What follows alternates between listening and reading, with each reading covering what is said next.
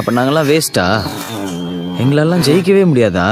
நாளை என்றும் நம் கையில் இல்லை.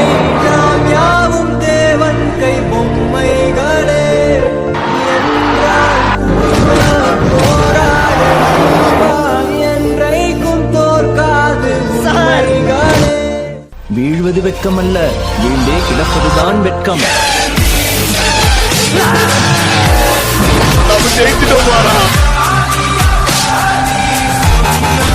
உன்னை பற்றி யாரு அடையன்னு சொன்னால் என்ன?